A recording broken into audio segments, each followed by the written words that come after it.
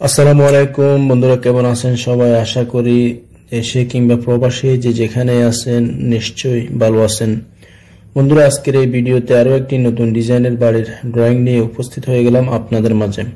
আজকের উপস্থাপিত বাড়িটির আয়তন হচ্ছে 1216 স্কোয়ার ফিট বা 1216 বর্গ ফুট।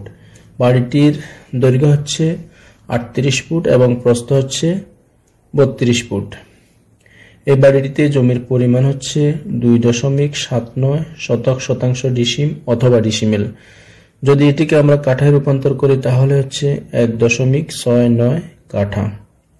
বন্ধুরা, আপনারা দেখছেন যে RTT শত স্বপ্ন, আপনাদের সাথে রয়েছে হাউস ডিজাইনার জাহাঙ্গীর আলম। তাহলে এবার চলে আসি আজকের ড্রয়িংটিতে আমি আপনাদের জন্য কি কি সাজাতে পেরেছি সে বিষয়ে বিস্তারিত আলোচনায়। বন্ধুরা, এটি হচ্ছে আমাদের সেই কাঙ্ক্ষিত বাড়ির ড্রয়িংটি, যে ড্রয়িংটি অত্যন্ত সুন্দরভাবে সাজিয়ে আমি আপনাদের সামনে উপস্থাপন করার চেষ্টা করেছি। এবং এটি হচ্ছে আমাদের বাড়ির পাশে থাকা রাস্তা, যে রাস্তা থেকে আমরা আমাদের বাড়ির দিকে প্রবেশ করব। বন্ধুরা, বাড়ির দিকে প্রবেশের শুরুতে যেটি রয়েছে সেটি হচ্ছে বাড়ির মেন গেট। এই মেন গেটটি অতিক্রম করে আমরা যখন ভিতরে প্রবেশ করব, প্রথমে যেটি রয়েছে সেটি হচ্ছে আমাদের সিঁড়ি রুম। সিঁড়ি রুমটির সাইজ হচ্ছে 7 ফিট বাই 15 ফিট 6 ইঞ্চি। বন্ধুরা, সিঁড়িটি শুরু হবে এখান থেকে শুরু হয় এভাবে এসে আমাদের ছাদে কিংবা পরবর্তী ফ্লোরে যাবে।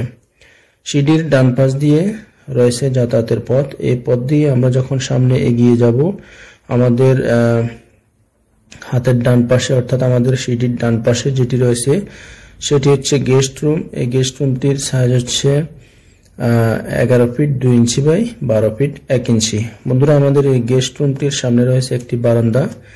বারান্দাটির সাইজ হচ্ছে 3 ফিট বাই 11 ফিট 2 ইঞ্চি। বন্ধুরা, আমাদের এই গেস্ট রুমটি থেকে বেরিয়ে আমরা যখন সামনে আর একটু এগিয়ে যাব, আমাদের বাড়ির মিডলে যেটি রয়েছে সেটি হচ্ছে ডাইনিং স্পেস। ডাইনিং স্পেসটির সাইজ হচ্ছে 8 ফিট 5 ইঞ্চি বাই 15 ফিট 2 ইঞ্চি। বন্ধুরা, আমাদের ডাইনিং স্পেসের ডান পাশে যেটি রয়েছে আমাদের গেস্ট রুমের পাশাপাশি সেটি হচ্ছে ফেরায়ার রুম। ফেরায়ার রুমটির অর্থাৎ আমাদের নামাজের রুম। এই রুমটির সাইজ হচ্ছে 7 ফিট 6 ইঞ্চি বাই 8 ফিট 5 ইঞ্চি। বন্ধুরা, এই রুমটির আমাদের নামাজের রুমটির এখানে আপনারা ডোর না দিয়ে যদি একটি পর্দা ব্যবহার করেন তাহলে অবশ্যই ভালো হবে। তবে ডোর দিলেও আপনারা দিতে পারেন। আসলে আমাদের এই জায়গাটিতে যদি আপনারা পর্দা ব্যবহার করেন তাহলে আমাদের বাইরে থেকে আমাদের ডাইনিং স্পেসে আলো বাতাস আসার সুযোগ পাবে। ঠিক আছে, তো আপনারা এখানে একটি পর্দা অথবা একটি ডোর ব্যবহার করতে পারেন, সেটা আপনাদের মর্জি।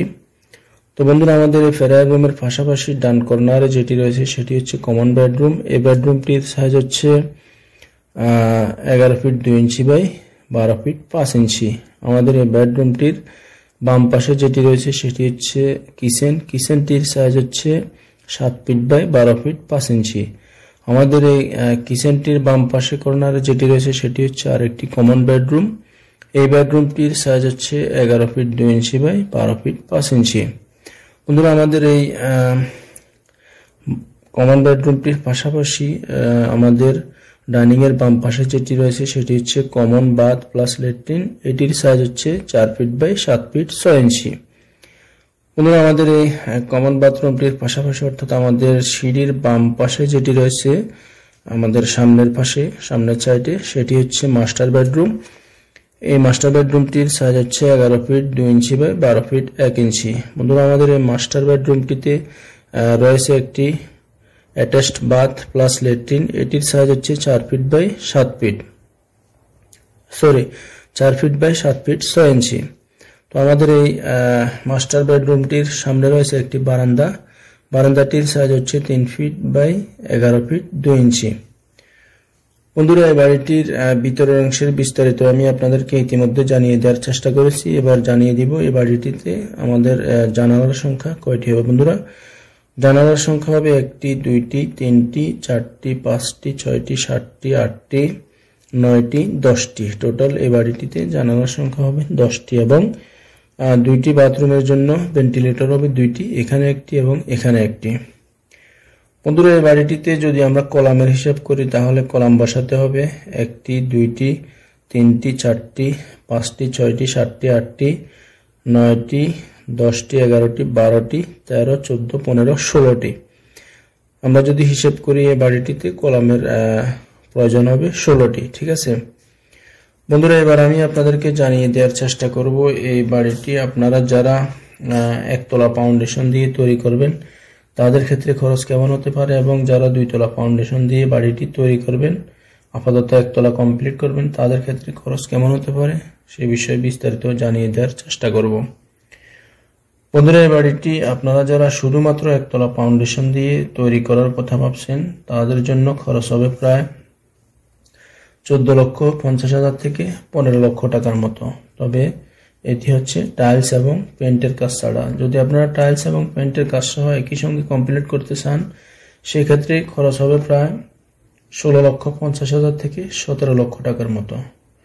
বন্ধুরা এতক্ষণ যেটি বলেছি সেটি হচ্ছে বাড়িটি শুধুমাত্র একতলা ফাউন্ডেশন দিয়ে তৈরি করার ক্ষেত্রে।